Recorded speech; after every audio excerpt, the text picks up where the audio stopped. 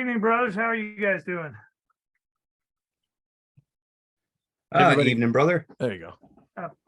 Pardon my tardiness here. I was upstairs working on my truck, and I'd set an alarm for 2 o'clock our time to walk downstairs and do this, and it never went off. So I must have set it for PM, which the classic rookie mistake. But pardon my tardiness. So Well, I told him you were. I told him good you to were. see you Probably, guys. I told him you were probably napping. Oop, Matt, I can't hear you. I don't know why. I'm not muted. Can hear you fine, Matt. It's my end. Hang on. Can hear you both, so presumably it's the speakers on Maynard's. Yep, no, I got it fixed. I had we were using my machine yesterday. We did a big workshop from the House of the Temple for all the Scottish Rite secretaries across the country. And we used my laptop. So it was all programmed for our setup at the House of the Temple as opposed to my setup back here at home. So, well, first of all, thank you guys so much for doing this. I'm Maynard. I'm the host of the Tyler's Place podcast, which is the one of the larger podcasts on Freemasonry here in the States. And it's the official podcast of the Scottish Rite Supreme Council for the Southern jurisdiction. And this is really exciting. We don't have all that much in the way of affinity lodges here in the States. We have a handful, but not it's not as popular an idea in the States as it is over where you guys are. So I'm excited to talk to you about how it works and how you all function and all that. So I guess the first thing to do is if we could just introduce everybody and make sure I've got everybody's names and titles correct, just so they're in one spot. So who wants to go first on that? Yeah, sure. I'll say, but I'm Chris Priestley. I'm the Primus Master of the Science Fiction and Fantasy Lodge. And Brother Mike, how about you? Mike Santopietro, I'm the first DC. And Brother Justin? I'm Justin Randle, and I am the founding junior warden. Well, thank you guys very much for being here with us today. Well, how did this idea get underway? Well, which one of you guys went to the other one and said we need to start a sci-fi lodge? Where did the idea come from? Because I think it's probably pretty overdue. The merge of Masonic, forgive the nomenclature, Masonic nerds and sci-fi nerds. There's a lot of overlap there, you know. Chris, do you want to answer that? Yeah, I can answer that. Yeah. Go back to about September 2017. Mike and I were having a silly discussion at some point or other. I forget how exactly, but it was one of those things that, hey, we ought to, who would be the characters from sci-fi if we formed a lodge using those characters? Predominantly Babylon 5, Star Trek, etc.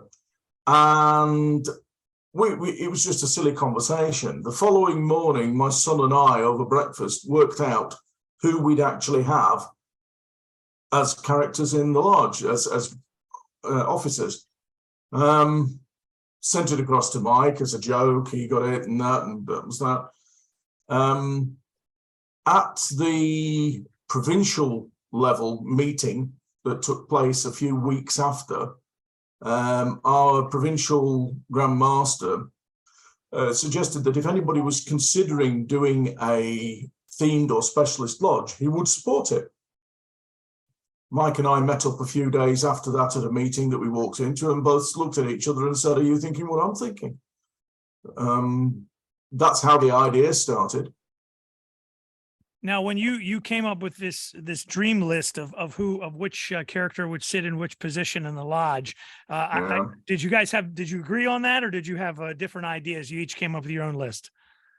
No, I just appreciated what Chris and his son had come up with. There was some that were quite obvious when they came up there, and once it had been mentioned, you couldn't see anyone else in that role. Well, now I need to know who and what role. Okay, you can't you can't leave that out there. I mean, Who would it be, and from which? And are you now? See, now it's fascinating to me because is it all Babylon 5? And I'm not very familiar with Babylon 5, or is it all? Is it all Trek? Is it all Star Wars, or you know? So have you got the list there, Chris? Well, so far it doesn't seem like Blade Runner was in the running, except for No, Blade one Runner person. wasn't in there. Unfortunately, Deckard was not actually mentioned at that time. No, I don't have it actually to hand. Well, who was the master of the lodge? Who was going to be the master? We had Sinclair, didn't we? No, I think we had Kirk. You see, we Did can't we even have Kirk? I was going to say it's got to now. be Kirk or Picard. I mean, come Well, on. And well, you know if what? you're I'd going take down Picard to- over Kirk. No, well, Kirk, it was to be definitely honest, Kirk. Kirk is for the heart, but for the head, it's got to be Picard. I mean, But I think we did say Picard for captain purely because we're both of that sort of age. I think Bester was Tyler, wasn't he, from Babylon 5? Yes, Bester was Tyler, yes, because he could always see who was coming in without having to actually observe them. Am I right in saying Quark was Treasurer, yeah. that makes sense. Yeah. Yeah. And I think we had Worf as catering steward, provided you like gaff. Yeah, I was going to say I don't know that I would go with that. I mean, if he's providing the meals, that's, you know. That was a little tongue in cheek, really, I guess. Yeah, I guess so. But did you have now? If you put Kirk in the line somewhere, Spock's got to be in. I mean, is he here in the States? We have a role either called the Deputy Grand Master, or I'm sorry, Deputy District Grand Master in some areas, or the Grand Inspector in others. And I feel like Spock would fit into one of those roles, overseeing certain aspects of it. Oh, absolutely. But I mean, we do have similar roles over here, but they don't appear in a lodge room. They appear provincially or in a district fashion. So we were looking at officers of the lodge, if you will. And Spock didn't end up anywhere in there. I can't remember. It was like 6 years ago now, and I honestly can't remember. All right, Can you, Chris would have to remind me. I'm just trying to find on my phone actually. I really wish you hadn't said this to me. I won't be able the to sleep original tonight message. because I'm gonna sit up and go like, well, who would I put where? And it would be. But I think this sounds like a vote that could go out to the public. I don't It see is why not. almost, yeah. I don't see why not. Well, then once you had the kernel of the idea, how did you proceed forward at that point? Did you go to your provincial Grand Master and say, hey, we do have an idea for a lodge, and how do we get it going? Well, to be honest, Chris mentioned that we met up after the provincial Grand Master had suggested he would support a special interest lodge, because they are the ones that are gaining more ground in certainly in the United Grand Lodge of England.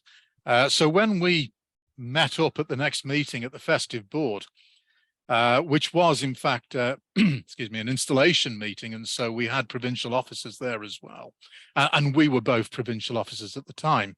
So we were sitting down one leg of the table, and we were having this discussion, and what we didn't realize was that everyone else was listening in. Yeah. And what we didn't also realize was just how much interest there was that formed that evening. There were a number of people saying, oh, if you're going to do that, yeah, I want to be part of it. And so we came away from that meeting with probably an additional 6 names. Then we thought, well, how are we going to get the word out? And it fed itself.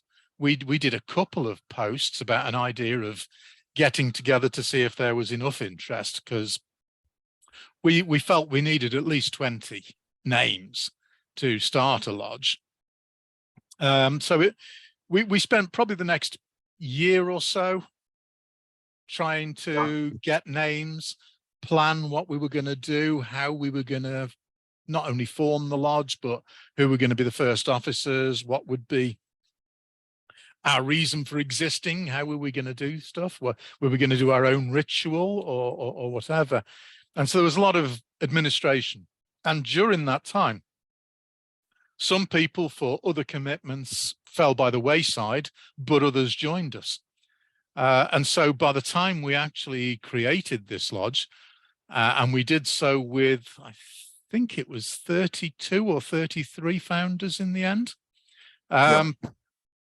We had a different composition of people that wanted to join. There were probably about half a dozen of the originals, and then the others evolved because we used Facebook to advertise that we were going to do something like this, and all of a sudden there was interest from all over the country. We've got people traveling, in American terms, probably small distances, but big distances as far as the United Kingdom is concerned, to come to our meetings now.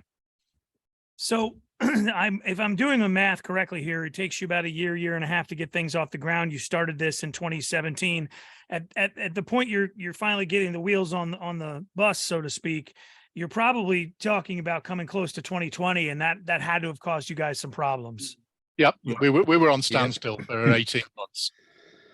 So we were about to launch, and then COVID hit. So everything was put on hold, but we made sure we were still in contact with everyone through WhatsApp and emails, because we knew there was a momentum and we wanted to keep that momentum. Losing it would have been the end of it, obviously, or we'd have to start again from scratch. So yeah, we kept everyone interested. And then as soon as we were allowed to travel again, we got the application form, and I traveled to some people traveled to me to put their signatures on the form. And then we just put it in. I think it was October 21.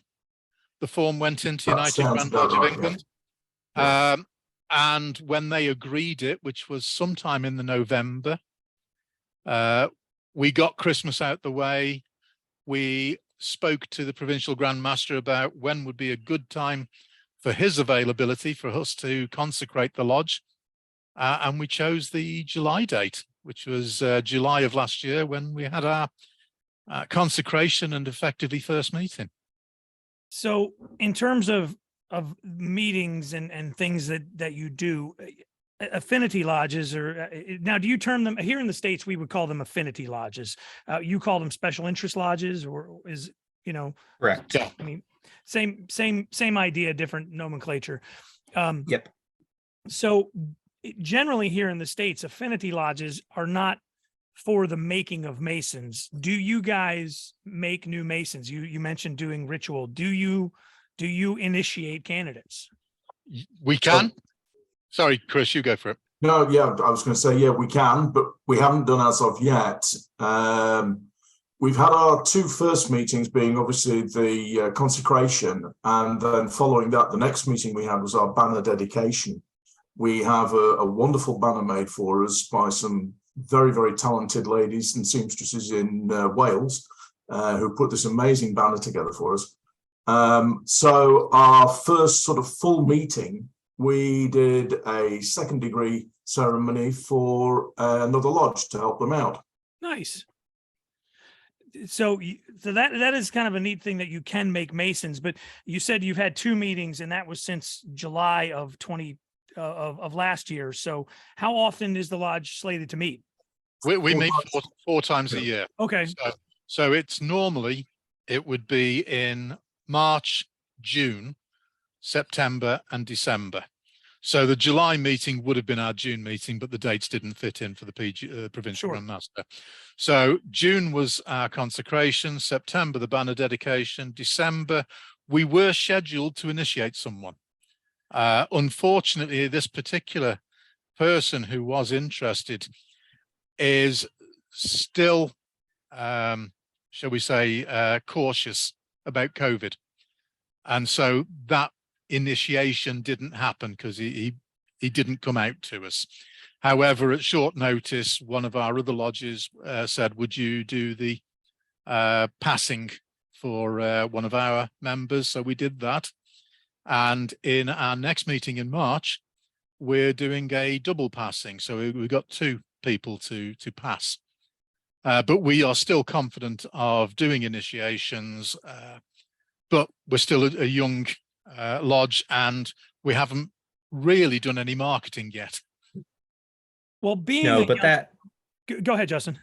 Oh, sorry. I was just going to say, that being said, even with us being a young lodge, I mean, I've got friends, I'm sure Mike and Chris have talked to people as well, that have always had kind of an interest in Masonry, but didn't think it was necessarily what they wanted to get into. But when they can marry their two interests, both sci-fi and Masonry, they're, very interested in joining our lodge. So I think that's going to help us as well with getting candidates through the door. Mhm. Yeah, I would agree. Going forward, that we think that won't be a blockage. I think you're right. I think that there's a huge overlap between the science fiction audience and the Masonic audience, if you will. Question though is, are you strictly sci-fi, or sci-fi and fantasy tend to get lumped in together, especially in libraries and bookstores and what have you? So you guys, it's just science fiction, is that correct? No. Sci-fi and We fantasy. embrace fantasy as well, very much so. On our lodge logo, we have a mixture of sort of rocket ships. We've got, there you go, Justin's holding it up. We've got a Randle, so like a Stargate portal, and inside that there are the founders' initials, all in Elvish. Oh wow! And then the sword. And then the big sword down the middle of it, which is Gandalf's sword. Nice. I don't know if you can see that. Well, I do. I can see it. Yeah. Brilliant. The other thing is as well within. If I can backtrack a little and then go forward a little, when you said what are we going to do in terms of our 4 meetings? Well, 1 will be the installation. 2 will be ceremonies of some sort, whichever ceremonies, first, second, or third. We are, for one of our meetings each year, going to get a dispensation from the Provincial Grand Lodge to meet somewhere else and on a different date, so that we can take in a convention of some sort and make a weekend of it, taking our partners, have a meeting on the Friday, it might be just a business meeting, a meal afterwards, and then for the Saturday and Sunday, a convention that will speak to our interests, if you will. And I think this year we're going to try and do a Doctor Who one, but we're still planning that. We also said, well, we could use one of the ceremony ones to not to have a talk on Masonry, but given what we're interested in, perhaps get a guest in to talk to us about their experiences of science fiction or fantasy. So that's the sort of thing, the scope of what we would want to do. But we are very serious about what we do within the lodge. That is all done according to the ritual that we have. Where we have a lot of fun is at the festive board. And at those meetings, we are, I'm not going to, raucous is probably too much, but we are all going to make sure that we go home wishing the night had not yet ended and looking forward to the next one. I think raucous is a very good word. And Chris will tell you about the music that we parade into the lodge in and we parade out of the lodge in. But the thing that I did, I've lost my train of thought now. Where was I going with that? Going forward. No, let's talk about the music, Chris, and then while I think about what I was going to come back to, we have it depends on, I don't know how you parade into the lodge room or how you organize yourselves for that, but there is a traditional way of doing it within most lodges where the master and his wardens process into the room and then drop off as they go around, process around the room. Ours is a slightly different version of it. All our members stand outside and we all process in 2 columns. Then as the master, he walks down the middle and we process in darkness. We have a starfield simulator that projects onto the ceiling. So you get just a glimmer of light in there, enough to be able to see what's going on. Plus, instead of having traditional wands that the deacons carry as they process in, our 2 deacons have lightsabers. And they work, they light up very effectively. So the master then processes in a very formal manner. And as he passes down through the columns, all the members salute him. He takes his place. The two wardens then file off and take their place, and then gradually everybody files off. And this is all done to the tune They also sprach Zarathustra. of 2001 Space Yeah, I was Odyssey. going to say, for folks who don't know what that is 2001 Space Odyssey, Yeah. which And we felt that was brilliant because we're in the darkness. It's building up to a crescendo and Sure. building up. And then, sorry, Chris, to butt in. Yeah, no, you carry on. But the procession out, we've now finished all the ceremony. We line everyone up because we want everyone to be in a party mood for the festive board, and we want to get them ready and in the mood for that. We process out to the tune of Thunderbirds. Okay. Because that just has a happy feel to it. And everyone gets happy. And now, were the Grandmaster to walk in, or Provincial Grandmaster, would you play the Emperor's March? I mean, I was actually just about to comment on this, that when we have visiting provincial officers or grand officers, if we have our organist, he'll play it. If the organist isn't there, then the secretary runs the jukebox. And as a result, yes, the Imperial March is played for any provincial or grand officers when they process in. Yeah, I was talking to the organist not so long ago about this, because he actually apologized to the provincial grandmaster, saying, "I hope you don't mind that I played Darth Vader's theme tune for you." To which he turned around and said, "No, I like that. Do it again next time."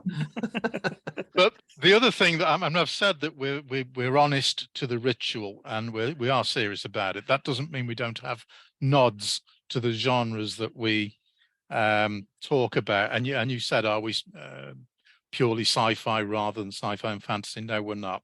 And to prove that, the gavels that the Worshipful Master and the Wardens have are actually Mjolnirs.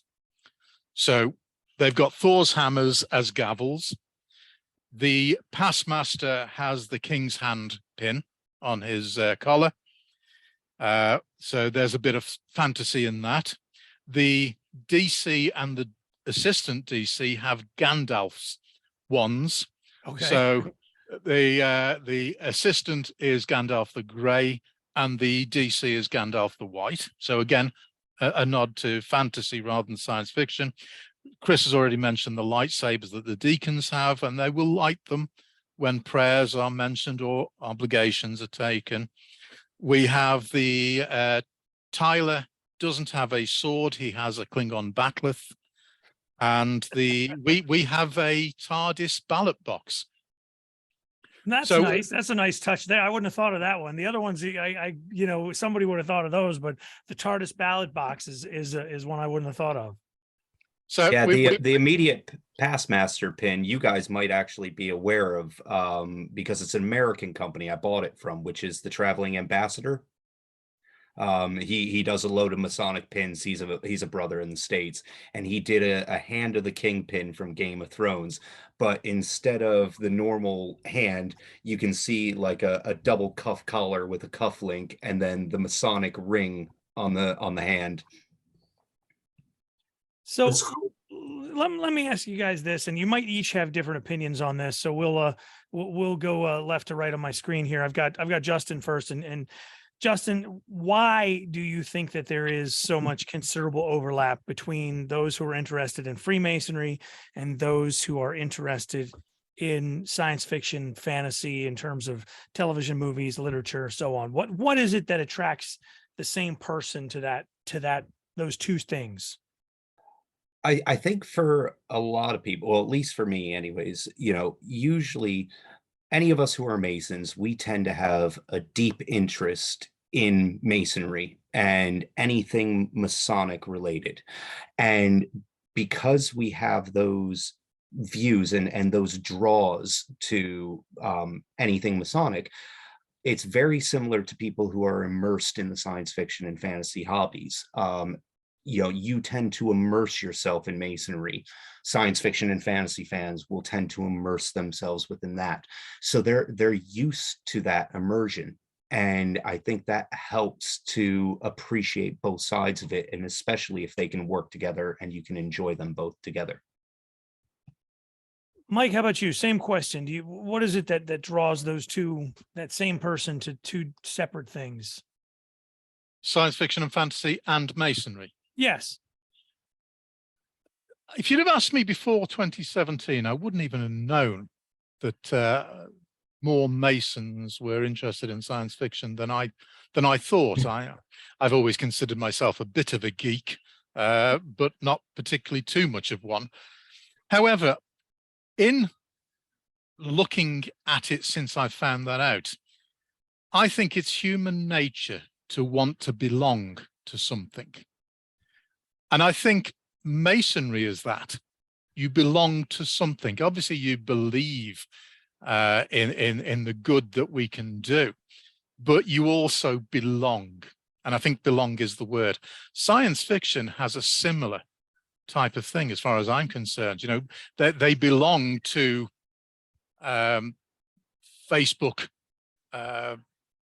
groups. They belong to, you know, take Star Trek. It has a number of Starfleet Academy type groups that they can join, and they bond with others who share that interest. And I think it's just human nature for people to want to belong to something. So I think it's inherently there anyway.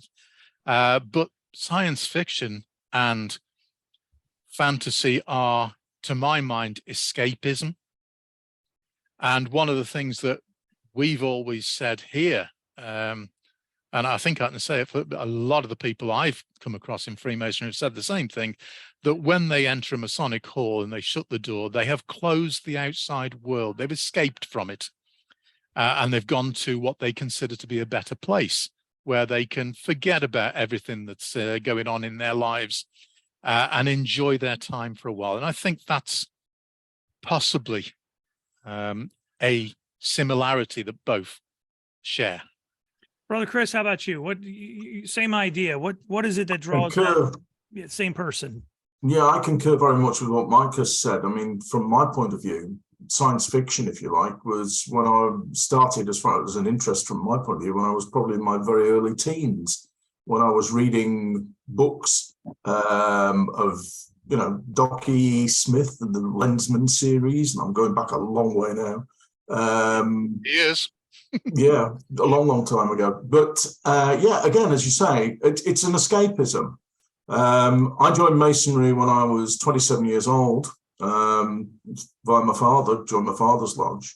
And again, as Mike said, when you close those doors, you escape. You go into a world that is a good place, a good world. Everything that's outside of it is, you know, non-existent really for those couple of hours that you are actually in the lodge room, enjoying each other's company in a happy, productive environment. I don't know, you lose yourself in it. I think there's definitely something to be said for that.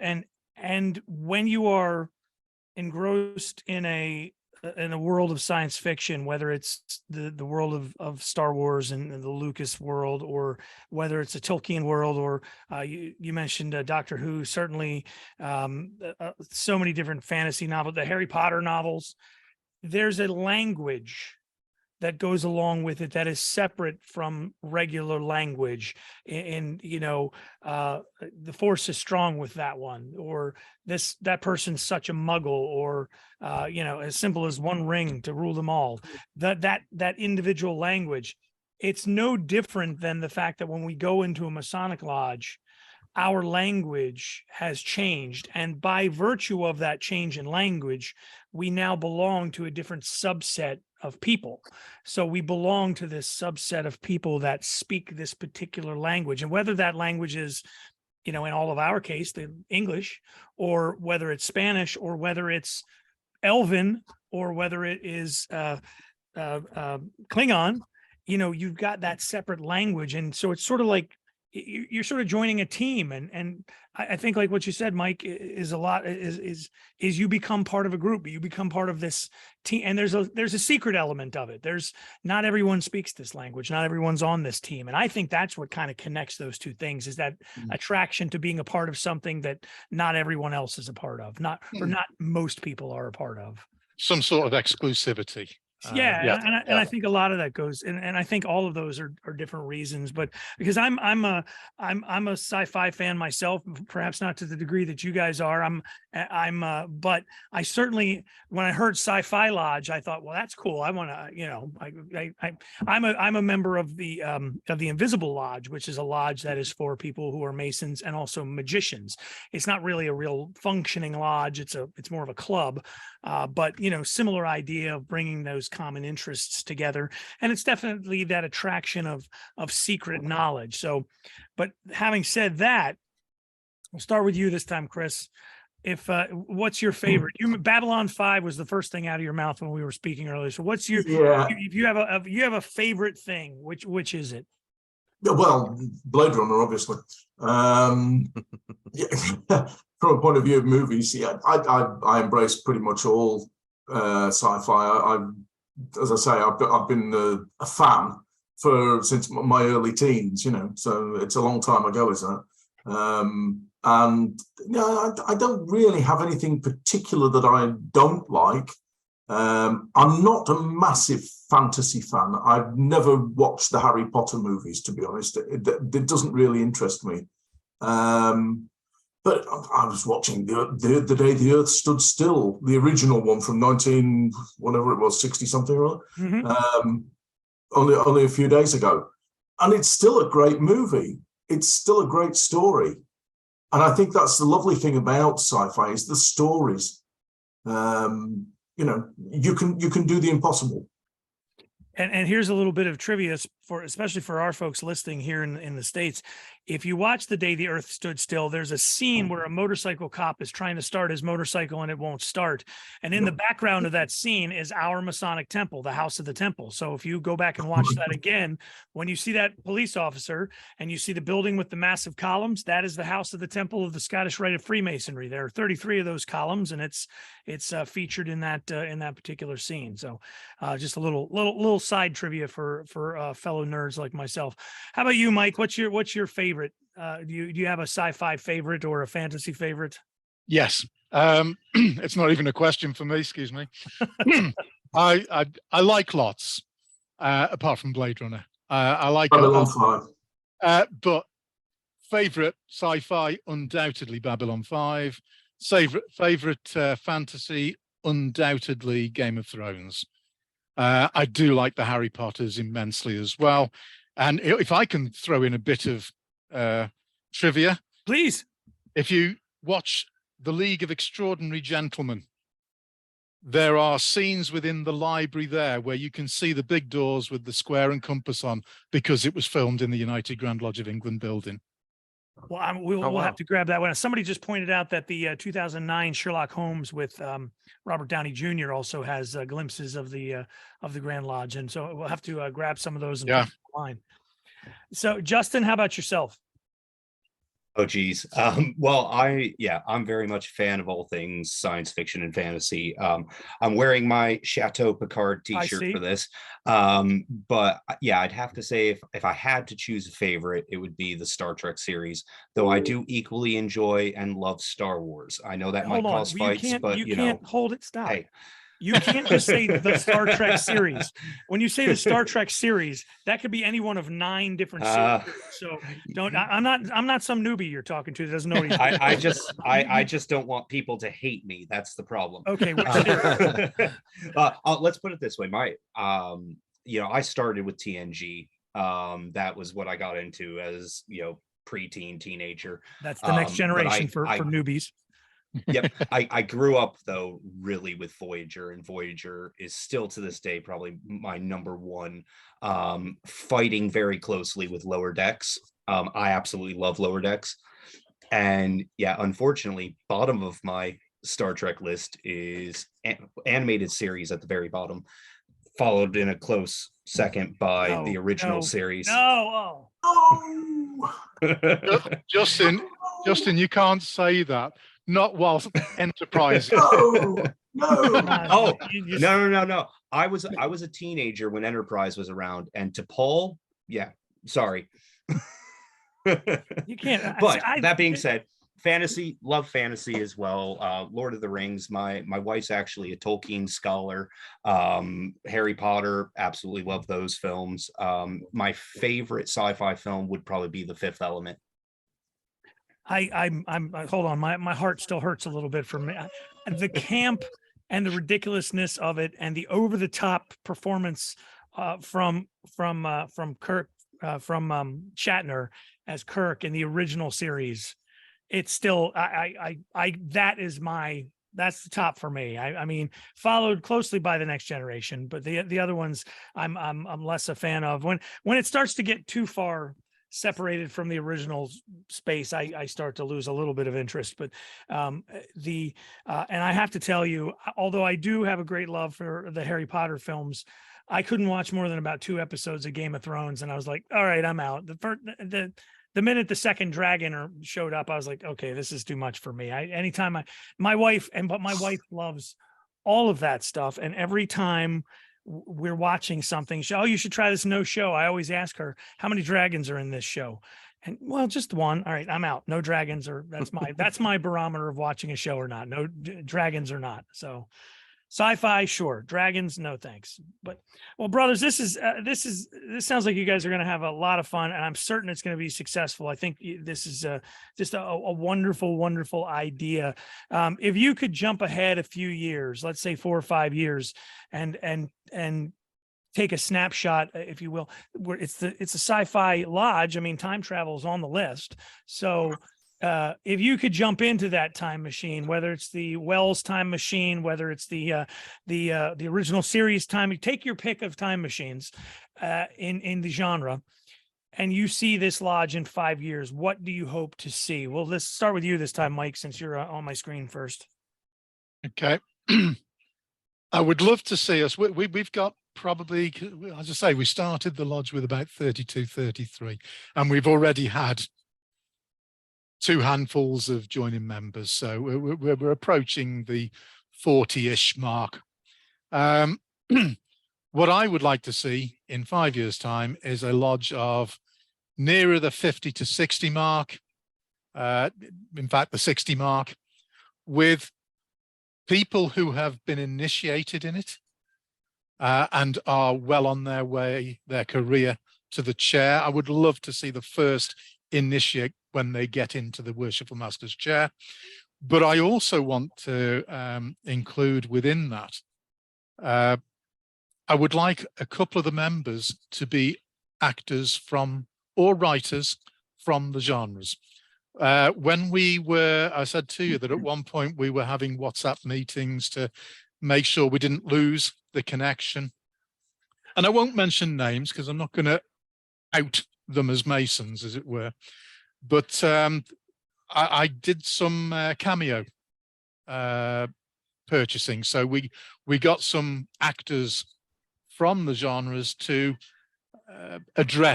send a message of support to the members and good luck for the lodge. And in amongst those was quite a big actor, known for a number of films, who told us in there that he was a Mason. I would love to get people like that into the lodge, because that would just make it that little bit more interesting for us as well. I hadn't even thought of that idea. That is a great look in the time machine. So how about you, brother Chris? I'm very similar. I'd like to see us grow, and the way things are looking at the moment, I don't see that is not something that is perfectly achievable. 60 members, I think, would be a fantastic number to have. And certainly, initiates, if we can get some in there, which will allow them to grow from our lodge into other lodges as well, because as we've already said, we only meet 4 times a year. Most other sort of working lodges meet 8, 9, 10 times a year sort of thing. And it will give them that sort of step off to move into other lodges and other orders as well, because we have lots of other orders in this country. And it would be great to see them moving into those as well. And then Justin, that leaves you with your predictions for the future. Pretty much the same as Mike and Chris have said. I'd love to see the membership grow. I'm both excited and nervous because my first time in the East will be with this lodge, and I cannot wait for it to happen. One of the things that we've discussed, with going to the conventions and everything is potentially setting up a booth in the future to, both spread the word of our lodge and help raise money for charity. We have a charitable cause over here called the Teddy Bear Appeal. So doing something like that, perhaps, and realistically, in the next 5 to 10 years, who knows, maybe we'll see a science fiction and fantasy Royal Arch chapter. I like that idea. I'm gonna throw a name at you, Mike, and this is, I think you could get this guy because he's a known player of Dungeons and Dragons and a known actor in those films. So he's got the interest in sci-fi, and I bet we could lure him into Masonry. Henry Cavill. Oh, wow. I know he's a big name. It's a big name. I know. I can't say I've got his email. No, but somebody we know knows him. That's the beauty of Freemasonry. We know somebody who knows somebody who has his email, and we can find him. Well, that would be good. We're always happy to hand out a petition. We know that it wouldn't take him long to get over here. No, he could just fly. That's right. It's been a lot of fun talking to you guys. I'm hoping we can catch up again in a few months and see how the lodge is doing. Any closing thoughts? Here's a question, and I know you're going to get this, and I know I'm going to get this. If brothers from the States want to petition or have an interest in the lodge, are you all open to that, or is that something that's down the road for you for a little ways before the flood of email comes my way? I have to say, when we were doing our marketing in trying to see whether there was any interest, we were contacted by people from other countries. Oh, I'll bet you were. Yeah, and that included America. We didn't really expect that at the time. I don't think any of us would object to it. I think the issue we have is that it works differently over here to the way it works with you guys. I understand, and I could be wrong, but I understand that people can become affiliated, is that the right word? Yes. To an American lodge, and it's maybe £10 a year or something like that. It doesn't work that way over here. You have to pay the Grand Lodge fees, the provincial Grand Lodge fees, the fees for the hall, and the only saving really is the meals. So there would be a considerable difference in cost. And certainly at the moment where we are, if someone wants to be an affiliate with us, it would be considerably more than £10. It'd be more like the £90 or £100. That might not appeal to someone who knows they're not going to attend very regularly. So it's more having said that, they will get a, having said that, they will get a really cool pin badge. You know what? Don't say that, because there are guys who would fork over that 90 pounds for a pin badge in a minute. Because what's that end up being? 90 pounds. What is that currently in U.S. currency? About $120, probably. I was going to say it was about $120. Yeah. So yeah, I got news for you. There's guys who'd give you $120 in a hot minute to be able to get a pin from the UK or a coin. Yeah, or a coin. The people over here are obsessed with pins and coins. Is that an obsession where you guys are, pins and coins? There are people who attend meetings with their lapel is complete with pins, and it's not really the thing to do over here, but people will do what they will do. So you wonder how they're not crouched over with the weight of some of them. When I was in the East, I had a contest where I said whoever can wear the most pins, and I had something like 200 of them. I wore a sash from my, almost to the floor. Justin has a bunch there. Hold them up again. Let me see. Yeah, I've got a few. Most of them live on my jacket. I only wear about 3 on my jacket at a time. But of course, I've got UGLE. I was in the U.S. Air Force. I was Michigan Mason, New Mexico Mason. I was initiated in Prince Hall, so I've got some Prince Hall badges in there as well. You've been all over. Well, I'm going to send you some guys. I'm going to send you. Can guys you see that? Can you see that one? Yes. Oh wow, that's the lapel pin. Yeah, I'll guarantee you there's guys who pay $120 for that. 100%. The I've one gotta be that honest and say unfortunately, My really wife's not bizarre. around. You're looking at one of them. Yeah. the one that unfortunately nobody can get anymore, but I figure I'll share it real quick. Is Yeah. our founder's jewel. Wow, that Oh, is wow. lovely. It really is. So it's got the date and everything. And yeah, we wear this because you don't really do jewels in the US. But these are worn in the breast pocket, and you only wear your founder's jewel in the lodge that you're a founder of. So anytime any of us are at a lodge meeting, you'll see all of us sporting one of these at the I'll give moment. you 150 pounds for it right now. My brothers, it has been wonderful talking to you. And I'm going to get some, if you wouldn't mind sending our addresses, your addresses our way, we'll get some pins together from our way for you all, and some things from our lodges to send your way. I can't tell you how much fun it's been to talk to you. It's good to know that on both sides of the Atlantic, our brothers across the pond, in the either direction, we've got nerds everywhere that want to dive into this stuff, and it's been so much fun to talk to you guys. I can't thank you enough. It's been great Well, if to you talk ever- to you, Maynard. Been good, thank you. Definitely. And if you ever and find yourself in the UK, please do let us know. We'd be more than happy to have you. Well, that's something we should probably try to talk to the Grand Commander about. We absolutely are talking about doing that this year. See, we work for the Scottish Rite of Freemasonry, and so we have a biennial session. So every 2 years, our whole team gets together, and we bring about 1,200 people, all grandmasters and bigwigs from around the country. So this year we don't do a whole lot of traveling, but next year there's talk of going to the UK and doing a special trip and seeing the sights and going to Scotland and Roslin Chapel and all those, the Masonic sites, because we have a YouTube channel that has gained some popularity, and so we're looking for content to add to that. So we're probably going to end up doing that, if not next year, in the next couple of years, heading your way to visit. So, Well, I'm sure we have brothers that would be happy to play tour guide, and as we've said, we have members all around the country, and also with I think all three of us are Scottish Rite Masons, if I'm not mistaken. Are you, Chris? No. A member of the Ancient and Accepted Rite, or the Rose Qua? Rose Qual. I'm in Rose Qual, yeah. Yeah. I was. Well, we will. I will definitely send some things your way. We're back in the office tomorrow, so we'll drop some stuff in the mail. But my brothers, thank you so very much. It'll probably take us a couple of days to edit this, and then we will put it out in probably 2-3 weeks. And I'll make sure Matt lets you know when that's happening. Matt, do you have anything we want to mention in closing? Well, one thing personally, just Star Wars related. It begins and ends with episode 4 and episode 6. Agreed. Thank you. Anyone else?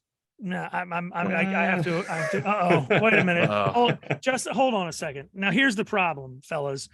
I can see there's enough gray in all of our hair, except for one brother.